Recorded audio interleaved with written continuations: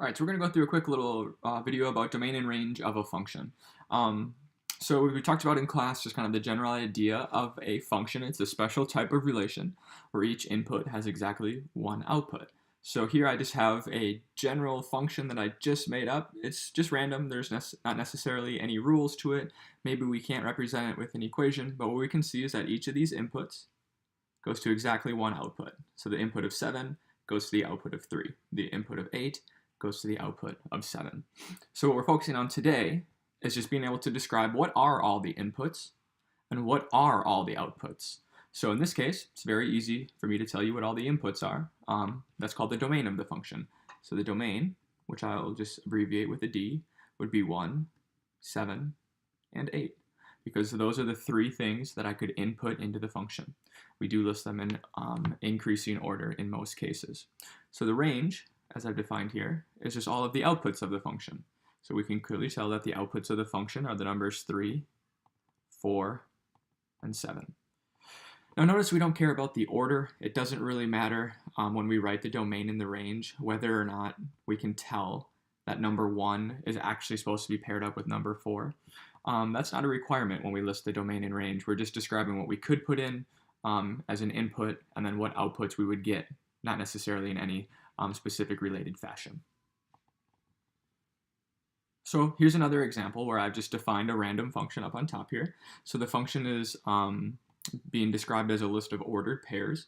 And we just remind ourselves that when we do ordered pairs, the input is first and the output is second.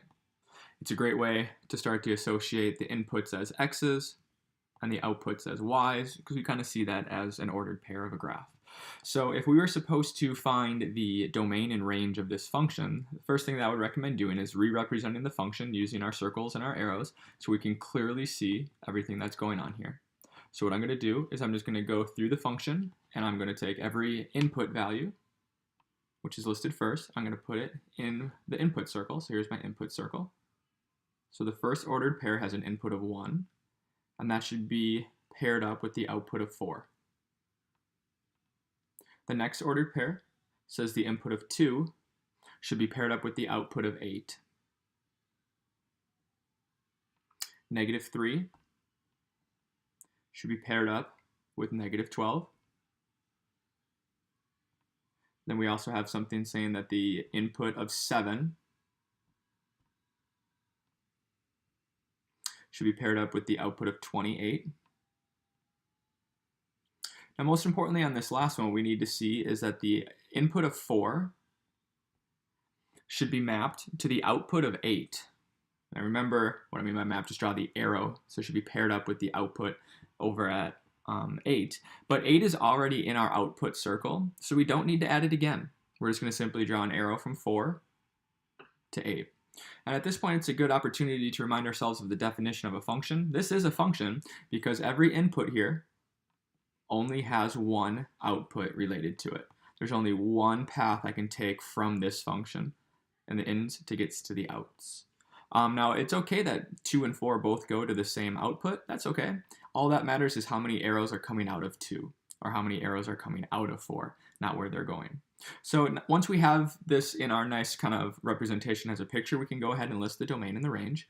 So the domain is just what is in our input circle. What are all the inputs into the function? And we like to list them in order, so smallest to biggest. So the smallest input was negative 3.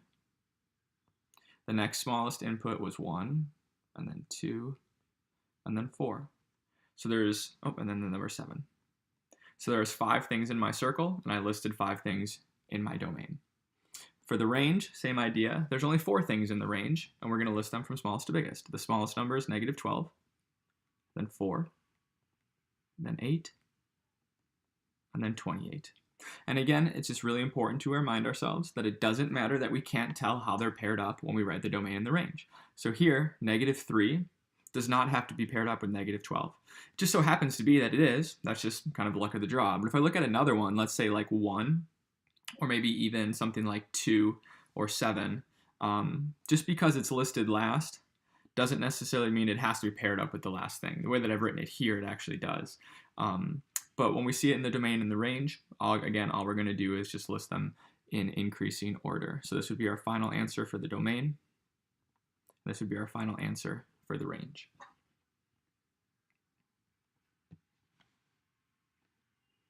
Now, sometimes when we see ordered pairs, it'll be natural to put them onto a graph. So I've just come up with another random example where I have 4 points on this graph here. So you can see one right here, -3, 3. This one has an x value of 1.6 and the y value of 0. Here's the point 1, 4, and then we have 5, 5. So while we're here, I'm just going to go ahead and verify this that it is a function using my vertical line test. So here's my vertical line. I'm just going to pass it over the graph to make sure that there's no place where I could touch my vertical line twice. So like there, the input of -3, which is represented by our vertical line, that's the input, remember. I can label that. So the input is the vertical line, and then the output is where it touches. So we can see here is that the input of -3 has an output, or a y value, of 3. And the graph makes it nice and easy for us. They just say, hey, we're going to represent that as an ordered pair. So like one way I can start to define the domain and range here is I know that the input of -3, or the x value of -3, has a y value of +3. And they should be linked together. So we can continue to do that process, and we will see that, maybe I'll just leave that line there. We will see that it does pass our vertical line test, no matter where we put it. So here's another vertical line. I'm just going to go ahead and use that for my vertical line test, hopefully. So we pass it, it only touches once there, it only touches once there, and it only touches once there. So it does pass our vertical line test to be a function. So we're going to write it in our kind of picture way, in our circles. Sometimes we call that a mapping. So we already did the first point. The second point, the input of 1 has an output of 4. This point right here has an input of 1.6 and has an output of 0. The last one here has an input of 5 and an output of 5. So we've represented that as a little mapping there. So now we can clearly state our domain and our range. So our domain is all of the inputs. So what is in this circle? We're going to list them in order. So -3, 1, 1.6, and 5. Now for our range, it's the same thing. What are all the outputs here? So we're going to, again, list them in increasing order. The smallest number there is 0. Then we have a 3, a 4, and a 5. So we have finished our answer for our domain, and then we've finished our answer for our range.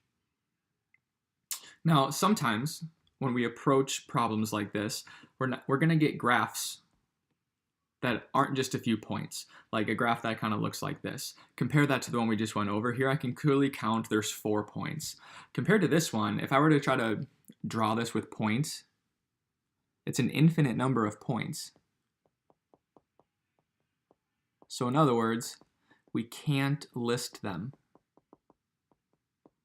because there's way too many of them. It'd be an infinite long list. Even if you could write 100 numbers per minute, you would have to do it for the rest of eternity. You would never be able to list all the points. And what we wrote in our notes the other day is we called this a continuous graph because it was connected. It was smooth. We kind of think of it as just one line rather than a bunch of points. So what happens, or how do we kind of approach a graph like this? So the easiest way to start is I'm going to kind of go look at some different graphs, and I'll post the link to this if you want to go play with it. So what we kind of have here again is we have a bunch of ordered points. I could easily tell you all the x values and all the y values just because there's only 4 of them. So like we did before, we just listed them. But if we look at a different example, something like this, there's way too many x and y values on this line for me to tell you all of them. I can't make a list of them, so we have to describe them. Now the way that we started to look at it in class is let's ask ourselves, what's the domain of this function? So the domain, we'd be asking ourselves, what are all the x values? Well, I can kind of tell that the x value starts right here at that point, which looks to be like maybe like -2. And then my graph goes all the way over to here, which looks to have an x value of +2. So it looks like everywhere in between there. So the way that we can help to define what is our domain is we're going to look at these little boxes. We're going to try to box in our function. So I'm going to click the little domain button, and it gives me these vertical lines, which are going to help me count my inputs, just like our vertical line test helped us find our x values, and helped us determine if they only had one output. So that's why we have these vertical lines here. So I'm just going to adjust the width of these vertical lines, using this slider here, and I'm going to try to have it start at where my function starts on the left. So it clearly starts right there. I'm going to use the B slider to say, well, where does it end? And it ends right there. So what we've just outlined as a box here, I'm going to take a little picture of it. We'll come back to it, but I'm going to take a picture of it right now, and then I'm going to go right on it over here. So, well, what did we just do? Well, we were able to describe what were the x values on that graph. So let's bring our picture back here from that graph before. So in this picture, what we can see is that we described all the x values that are plotted on this graph. We can see that it started right here, and this was the x value of -2, and then it ended right there. That was the x value of +2. So on our line, in between there, all the x values that would be plotted on this line have to be between -2 and +2. In other words, if we saw it on the x-axis, kind of like a inequality that we're used to writing, we would use any number on the x-axis from -2 to 2. Now for the range, it's really similar. The range is what are all the y values, what are all the outputs. So instead of looking at the domain, let's think about the range. So with the range, I'm going to use sliders C and D. I'm going to try to box this in for a second. So where's my lowest y value? Well, it's right there. And where's my tallest y value? Well, it's right there. So again, we've now described our range of this function. So the range of this function was what are all the y values that would possibly be on a point somewhere on this graph. I don't have to know where on the graph it is, I just want to know that that y value exists. So what we can see here is our lowest y value is down here at -2.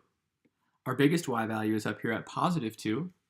And we have every single y value we could ever think of in between there. You pick a number, it's on one of these points here. So our range then is between -2 and 2. And we were describing the y values, and we know it's in between them. So if we go back and look at the domain and range, we can see that our function, if we look at just the blue, that's describing our domain. On the x-axis, it goes from -2 to 2. So we described it as an inequality. This was our range. It was the lowest point to the highest point. So together, that makes our domain and range. We would say that this graph on the x-axis is between -2 and 2, and somewhere on there you will get a y value between -2 and also +2. So let's look at a different function to practice that again. So here's a new function. We're going to do the domain and the range together, all on one graph. So we can clearly tell it's a nice smooth curve. There's way too many points there for us to list all at once. So we are going to describe them with an inequality. So let's first look at our domain. So we're trying to match up the edges of this box with where the graph starts and ends. So I'm going to use my A slider. So that's how far left it goes. And the furthest point to the right is right there. Now, let's think about the range. The range would be the lowest point and the highest point. So we're going to use the C and the D slider. So there's my lowest point. And it looks to be right there is the highest point. Whoops, sorry. Whoops. Right there. So what does that help us with? Well, that will help describe our domain and our range. So the domain was the x's. What's the farthest left x and the farthest right x, and we did that in blue here. So I'm just going to pull our picture up. So our domain starts here at -3 and ends over here at +3, and the domain is all the x values. So it's all the x values between -3 and +3. Our range, we can see here in red, is the lowest point is -1, the tallest point is +1, and the range means we're talking about y's. So we're just going to write it left to right. The smallest number is -1. The biggest number is 1. The y's are in between there. So our domain and range would be listed as inequalities. We can see one more example real fast. So here, just kind of an awkward looking check mark shape. So what is the domain and the range of this graph? Well, let's bring up our domain. So what's the farthest left and the farthest right point? So I'm going to use my A slider. It looks like it starts there. And I think my B slider is actually good already. I think that's exactly where it ends on the x-axis. And when we look at the range here, we want to find the lowest and the highest point. So the lowest point is very easy, right? We can see right there, it's at -1. And when we ask ourselves about the highest point, it doesn't matter where on the function it is, as long as it's there. So like this is not the highest point on the function. The function, although it ends on the left side of that check mark, it still increases on the right side of it. So I got to find the tallest point anywhere on the graph. So the tallest point on the graph would be right there. So we've just outlined our domain and our range. So we'll write it down so we can summarize that activity. Summarize that work. So this is just a picture of what we did before. So to describe our domain, the first x value is -1. The last x value is +3. And somewhere on the graph, whether you might go up or down from the x-axis, there's always a point with all of these x values. Like the x value of 2.67 or whatever is right at that point. The x value of -0.5 is at that point. So we can find a point that has the x values anywhere between -1 and 3. For our range, the lowest point we can see is right here. That's -1. The tallest point is way up here at 2. And we can find any point with a y value in between there. If you pick a number between -1 and 2, like 1.6, there's somewhere on that graph that has that y value. So this would be our domain and our range. Now, one other quick thing to say, kind of going back to this, it would be inappropriate to try to use the domain and range as an inequality if we just had a number of points that we could list. Because here, if I try to maybe just describe the domain, if I use my sliders, it starts at -3. But for me to say I have all the x values between there and 5 is just inappropriate. I can clearly tell there is no x value of... Sorry, I'm just getting that exact. There is no x value at like 4 or 3. So if there's a number of points, we can just list them. We don't use an inequality. So the last part of this, though, is just kind of now transitioning to what we're going to have to do like in the classroom a little more specifically, is we're obviously not going to have this Desmos calculator and the ways to slide things left and right. So like, what do we do on a worksheet, or what do I do on my test, or how am I going to approach this in the classroom? So what if I'm just given a graph like this and I don't have the ability to like do those sliders and stuff like that? We want you just to mimic what you would see on the sliders. So if I have this graph here, I need to find the domain of it. I'm just going to build in my own rectangles. So like it clearly starts right here. The last point is right there. So I can clearly tell that my x's were between -5 and 2. So my domain is all the x values between -5 and 2. Now at this point, I want to draw specific attention to why I am using the equal to on these. Now on the equal to I'm using because this point is filled in. So that point x equals 2 is used, so I have to include the equal to. Same thing here, this is a closed circle, so I include the equal to. Now for the range, we're going to do the same exact thing. We're going to find the lowest point and then the highest point. So I'm just pretending what I would have done on the computer. So for the range, my lowest y value is right there at -7. Our tallest y value is actually +7, and we have every single y value in between there. And again, I'm using the equal to because those circles are filled in. So that would be your domain and range. A few more examples that look like that. What if I was just given this graph and I was asked to find the domain and the range, but I didn't have that Desmos calculator? Well, we would again do the same thing. I can clearly tell this is my first x value, and this is my last x value. So if I was going to describe the domain, the first x value is right here at -4. And I have all the x values in between there. Now when it comes to positive 4 though, it's an open circle. So positive 4 doesn't actually work. So I have to do just a less than. I can't do an equal to. But we know that from prior work that when we see an open circle, it's just a less than and not an equal to. So for the range then, our lowest point is here at 0. And our tallest points are up here. So I can see that 0 is included, right? There's a point there. So I have every single y value from 0 all the way up to this, which is 16. Now what's interesting to note is if I was asking you to describe the range, this circle's not filled in. So there is no point there where y is equal to 16, but over here, y is equal to 16. So it doesn't matter where it happens on your function, but somewhere on the function, we can get exactly equal to 16. And that's right here. So I'm going to include 16 because it's filled in here, and that filled in circle will kind of take precedent over that open circle there at 16. So those are a few brief examples to get you going. If you need any more help, obviously, go speak to your teacher.